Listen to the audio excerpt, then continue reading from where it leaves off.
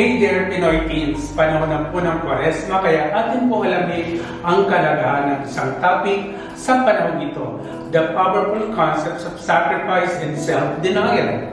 Hindi lang po kasi patungkol ang Kwaresma sa pag-iwas sa tsokolate or skipping a few meals, kundi ito po ang panahong tayo'y makapagnilay-nilay ng malalim at magkaroon ng tinatawag na spiritual growth. Paano nga ba natin maikukonect ang pagsasakripisyo sa isang spiritual development? Alamin po natin ito ng sabay-sabay, lalo na ng mga kabataan. Gusto ko lang pong linawin that we're not here to talk about the specific doctrines or practices, but to explore the universal theme of faith. Ang lakas o power na nag-uugnay sa ating lahat regardless of our religious affiliations. Kaya kung ikaw o kayo ay naniniwala o hindi naniniwala o nasa gitna ng dalawang ito, kayo po ay malugod naming iniimbitahan na tumutok sa usapang pananampalataya. Isang mahalagang punto rin po na yakapin natin ang mga pananaw sa usaping ito na may paggalang sa isa't isa. Gaya ko po, ako po ay Katoliko at alam ko karaniwan sa mga kabataang Katoliko ay sumasama sa kanilang pamilya para sa tinatawag nating Visita Iglesia, panood ng Passion Play, Way of the Cross at sumasali sa isang youth retreat. Ako rin po. Ako pa isang Katoliko at ganoon din po ang ginagawa po namin. Pero ang punto po namin dito ay pwedeng ituon natin ang ating sarili sa umiwas na sobrang oras ng paggamit at pagtutok ng screen ng mga gadget. Subukan nating mag-unplug, digital detox at magpahinga sa sobrang oras sa social media nitong panahon ng Kwaresma. Handa na ba kayo? Simulan na natin!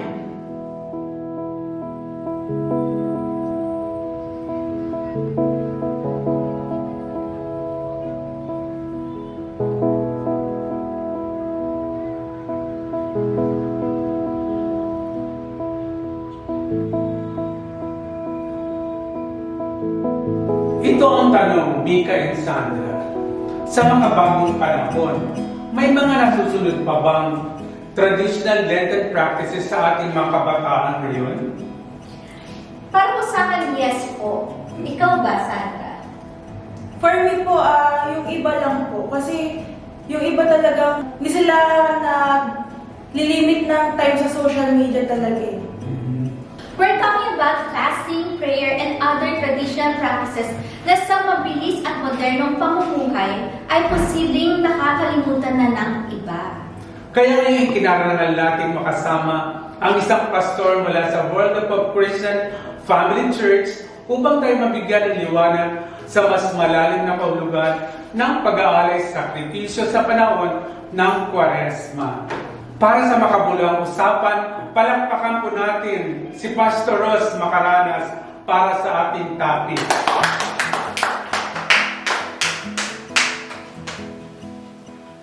Hello, magandang araw po sa inyo lahat. Hello po, Pastor. Yeah. Panahon ng Kwaresma, di ba? But we're not talking about the religious affiliations kung ano man meron tayo, di ba? And I know na pagdating sa mga salita ng Diyos, mas lamang na lamang ka sa aming tatlo rito. Isa lang ang tanong ko. I'm sure, anong mo to eh? Can we live without God's faith? Walang tao kaya niya mabuhay ng walang pananampalataya sa Diyos.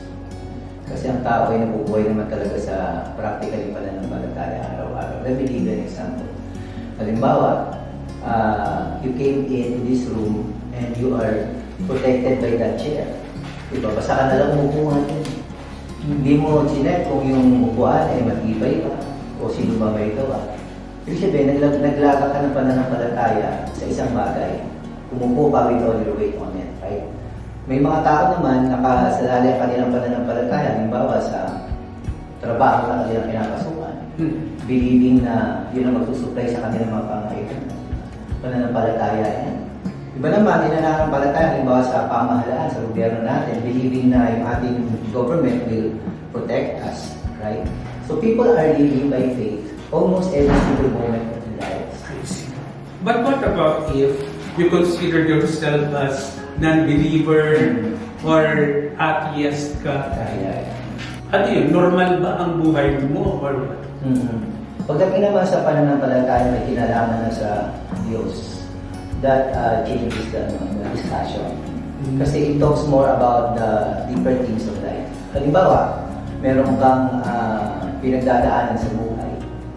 Kapag ang nilagakan mo ng iyong pananampalataya, kasi ibig sabihin ng pananampalataya, hindi lang yan paniniwala. Ibig sabihin, you can believe on anything that you want, but if you don't put your conviction on it, kumbaga sa ano wala kang itinaya dyan, yung meron ka, paniniwala lang siya, hindi siya pananampalataya. Now, let's look at the practical things in life. Bilang may pinagdadaanan ka sa buhay, may pinanampalatayanan ka. However, the object of your faith is, let us say, ang object mo ay limited. Halimbawa, negosyo. Maraming mga negosyo have been there for many decades and you trusted that business entity to be protecting you. But one day, you found out na nalugi. So, lahat ng pangarap mo, future mo, nawala lahat. Halimbawa, lumaga ka sa pamahalaan o kaya sa presidente na gusto mong iboto, hindi nanalo. O sabihin na natin nanalo, pero yung mga promises niya, hindi niya na-fulfill. So, ibig sabihin, pinaglagakan mo ng pananampalataya, that's the more important thing to discuss about. Kasi kapag ang usapan na ay Diyos, ibig sabihin, nilagay mo ang pananampalataya mo sa isang kapangyarihan na alam mo na unlimited. Someone that created everything that we have, the earth, the family that we have, people. Kapag diyan ka nananampalataya sa Panginoon na lumikha ng lahat, alam mo na hindi ka mabibigo. Nice. Amen. Amen to that. Mika. Bali po ito po, how to explore the universal theme of faith naman po. Yes, ang pananampalataya, nandiyan yan sa tao eh. Kahit aralin mo yung kasaysayan natin, even those very primitive people, meron silang paraan para ma-express ang kanilang pananampalataya. And it's just but natural. Kasi, halimbawa, tribo, sumasamba sila sa puno, sumasamba sa araw, sa buwan. Kasi natural sa tao na meron siyang sasambahin. Why? Because God created us after His own image. And somehow, yung tao, naghahanap siya ng paraan para hanapin yung Diyos na lumikha sa kanya. Without the revelation of God to the person, people will keep on seeking for that higher power. Nga lang, pag hindi nag-reveal ang Panginoon sa kanila, hahanap sila ng paraan para ma-express ang kanilang pananampalataya. And most of the time, nag-fail sila. Dahil na paglalagakan nga nila ng kanilang pananampalataya ay hindi galing sa Diyos na siyang lumikha sa kanila. Oh, nice. Pakipaliwanag naman po sa sinasabing pananampalataya ay hindi tungkol sa mga ritual o mga alintuntunin, kundi it's about that inner strength that keep us going. Since ang tao, ang religion ay paraan ng tao para abutin ang Diyos. But God is not actually into religion. God is into relationship with those that He created. So ang ginagawa ng tao para maramdaman nila yung kapangyarihan at presensya ng Diyos, gumagawa sila ng mga religious rituals. Ang rituals ay mga bagay na paulit-ulit na ginagawa, expecting na they are achieving something na malaki sa kanilang buhay. Pero kahit paulit-ulit nang gawin ng isang bagay, kung wala ka namang nararating sa iyong ginagawa, wala rin progress at development na nangyayari. However, ang Diyos kasi, ang gusto ng Panginoon ay hindi ritual. Ang gusto ng Diyos ay lumapit tayo sa Kanya ng personal dahil ang gusto ng Panginoon ay relasyon sa atin. And every time we do that, we know that if we are going to seek Him with all of our hearts, we could easily find God. Oh, nice. Amen. Mika, I'm sure you may follow up. Yes po. Bali po, kindly explain po how God's faith extends beyond the boundaries of any particular belief po. Hindi mo kailangan ng religion para ma-realize na may Diyos. Pag lumabas ka ng building natin at tumingala ka, may kita mo may ulap, may langit, may mga ibon, may mga hayop. You cannot help but to accept to yourself that there is one that not only created them but designed them. Kasi ang issue hindi lang naman yung kinreate. There was somebody who was sustaining everything. Madaling gumawa pero hirap mag-sustain. Ngayon, hindi mo kailangan ng religion para ma-realize na may Diyos na lumikha ng lahat. However, may however lang na malaki, looking at nature will not give you sufficient idea about who God is. You can realize that He is powerful, that He is creator, pero hindi mo makikita sa nature yung characteristic ng Diyos na siya pala ay mapagmahal na Diyos. Hindi natin marirealize sa nature na gustong makipag-ugnay sa atin nung Diyos na lumikha ng lahat. And the only way for us to really know who God really is, pumunta tayo dun sa salita na ginawa niya. And that is the Holy Word of God, that is the Bible. Because every time we open the Bible and read from it, alam natin na yung Diyos mismo na lumikha ng lahat ang gustong makipag-usap sa atin. That's what makes somehow a faith would differ from others. Dahil yung Bible, yun yung salita ng Diyos na nakikipag-usap sa atin. I see. At ang pagbuli po, Pastor, sadya po ba na sa pananampalataya sa Diyos ay nagdudulot ito ng sapat ng energy, lalo na kung parang battery tayo na nawawala na ng laman. Parang yung humihina na yung battery. Yes, of course. Kasi ang pananampalataya, para kang nag-plug ng iyong cellphone sa isang source of power. Halimbawa, yung cellphone mo, tingnan mo, ginamit ko na siya ng paghapon, naglolobat na siya. Yeah. Yung pananampalataya, ito yung paraan mo para lagyan ng power yung cellphone mo. However, what makes it different is this. Kapag yung cellphone mo, nag-plug ka sa isang power supply, yung dala-dala mo, yung mobile na power supply, magkakaroon ka ng karga. But for a time lang. Because a few hours from that, realize mo na yung pinaka-source mo ng power, pati drain din yun. So kapag na-drain yun, drain na ulit yung cellphone mo. Yan ang ginagawa ng maraming tao. Meron silang pananampalataya, pero naka-plug sila sa mga supply that will never last. This is what I would like to suggest. I-plug mo yung cellphone mo, hindi lang sa power supply, isaksak mo kaya dito sa Meralco, yung outlet.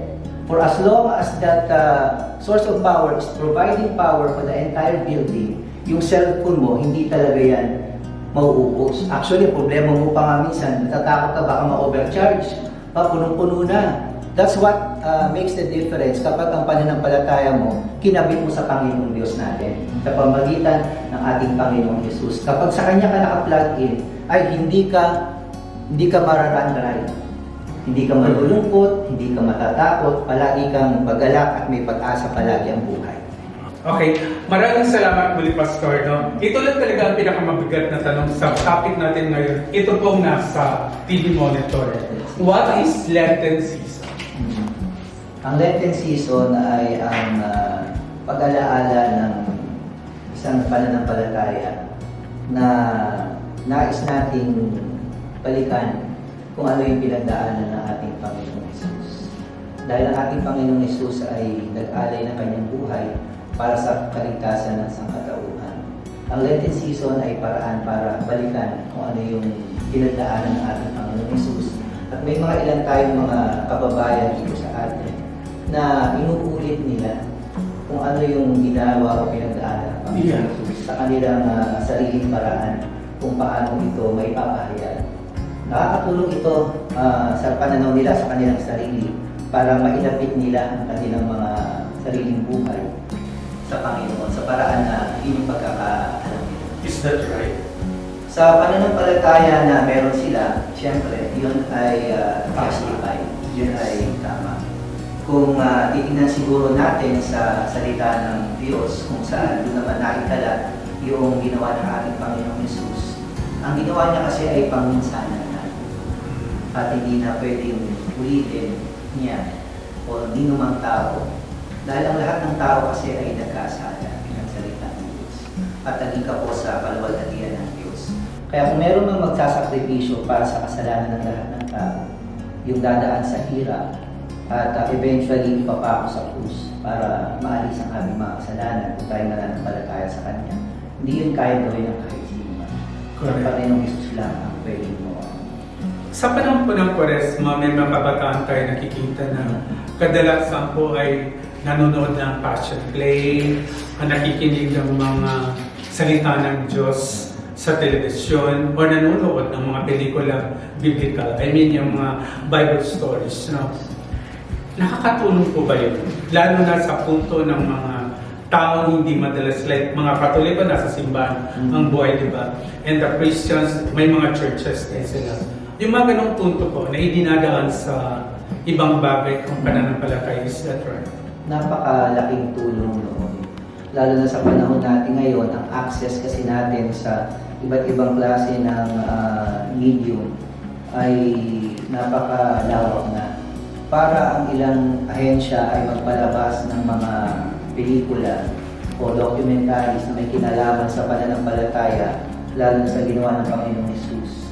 Napakalaking tulong yun para sa mga kabataan kung sila ay magkakaroon ng pagkakataon na ito ay magano.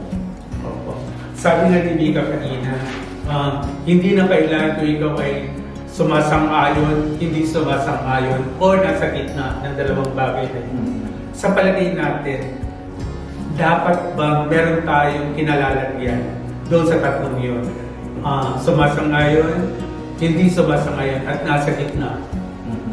Well, kung ano ako ang tatanungin, ang pinaka source of all truth ay walang iba kundi ang salita mismo ng Diyos. Anumang pananampalataya meron ang tao na aayon sa sinabi ng Panginoon, yun ay katotohanan at yun ay tama.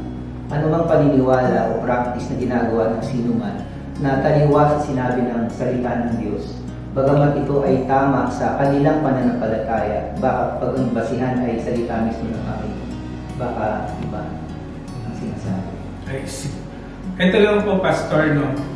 Pagkatapos po kasi, ang Katoliko kasi iba sa ibang kumpara ng mga relihiyong pagdating ng Quaresma. So, lahat ng mga Katoliko ay masyado ng ino-observe itong panahon na to. At nagtatapos sa pagkabuhay ng Diyos. Is that real? Tama talaga kwento ng Quaresma?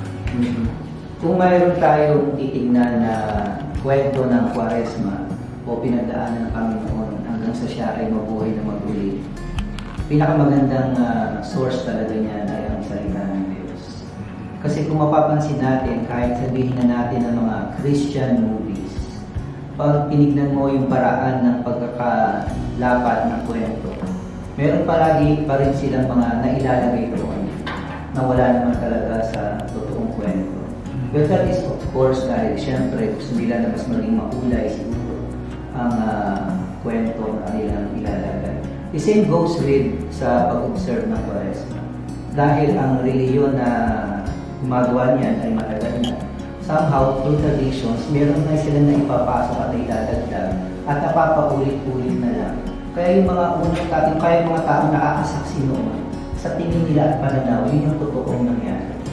Pero kapag pumunta tayo sa kasaysayan, lalo na sa salita ng Diyos, yun ang pinaka-efficient or accurate na account kung ano talaga ang nangyari ng ating Panginoong Hesus ay mag-alay ng kanyang sarili at mailibing siya sa loob ng 3 araw.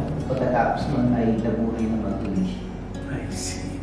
So yun po, palagay ko marami po tayong natutunan sa mga ibinahaging salita sa atin ni Pastor Ross. At sana po naman ay kung ano po ang nararapat sa atin sa panahon ng Quaresma, ay bigyan natin ng importansya ang panahon ito kaysa sa ating mga interes sa buhay.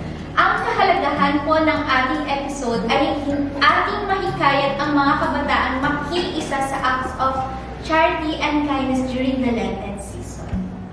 Tama po. Malaking bagay po na makagawa tayo ng positibong bagay, kundi lang sa ating buhay, kundi pati sa buhay ng mga taong nasa paligid natin, lalo na sa mas nangangailangan ng tulong. Yes, gaya ng outreach program. Tama po si Mika, dahil ang Quaresma hindi lang tungkol sa personal na pagninilay, kundi ito rin ay tungkol sa pagbibigay ng tulong sa iba. Ito naman ang naiiba, Mika and Sandra, no? Ang naiiba daw ay maganda sa mga gawain ng Quaresma ay ang ilang kabataan daw ay may mga malikhaing paraan para sa pagpapahayag ng kanilang pananampalataya. This could include art, music, writing, or other forms of self-expression na sumasang-ayon sa tema ng panahon. Well, why not, diba? Ipakita natin ang ating malikhayang kaisipan while expressing our faith during this Lenten season.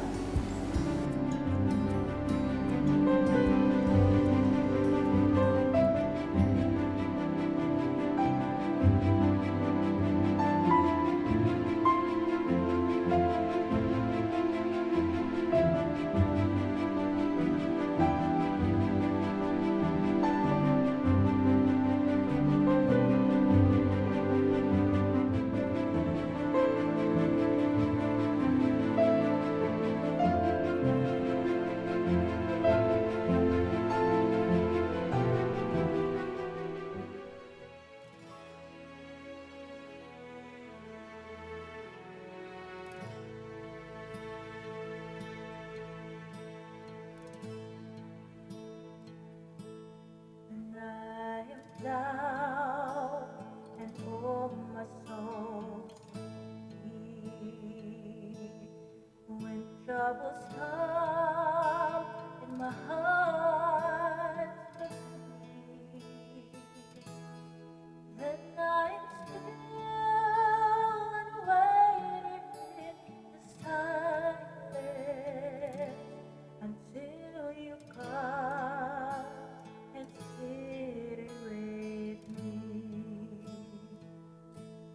You raise me up so I can stand on mountains. You raise me up to walk the stormy seas. I am strong when I am on your shoulders. You raise me up to more than I can be.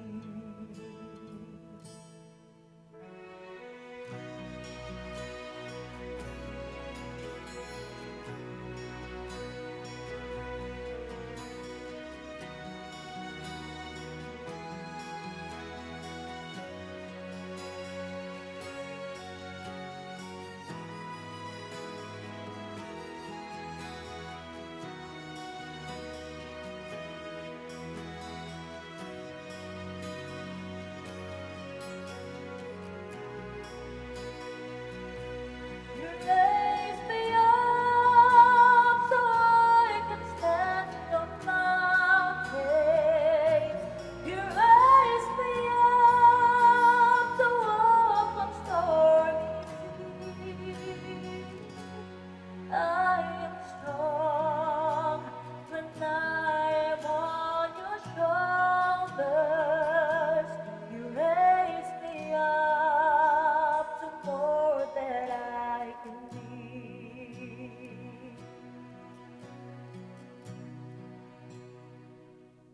You raise me up so I can stand on mountains.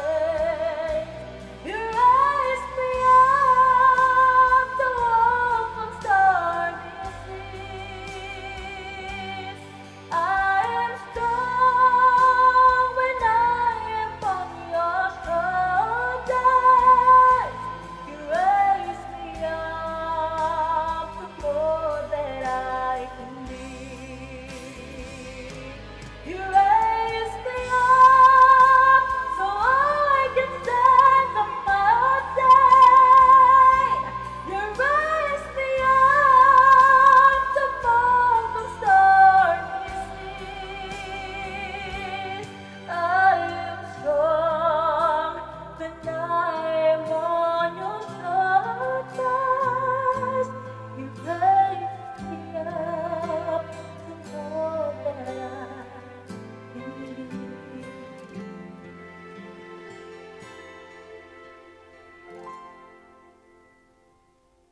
You raise me up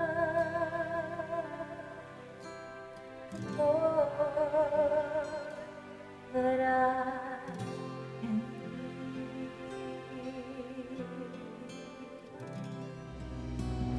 Sabayan niyo po kami dito sa YouTube habang tinutuklas natin ang mga kakaibang paraan ng pagpapayag ng pananampalataya sa sining, musika, pagsusulat o anumang mula sa mga kabataan.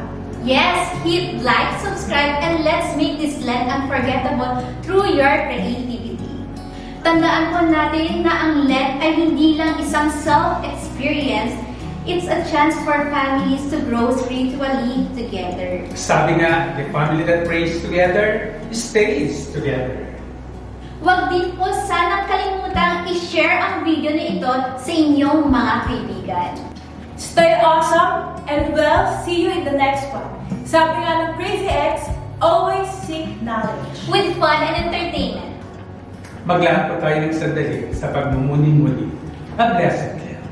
Everyone, mag-ingat po tayo palagi at keep our kids.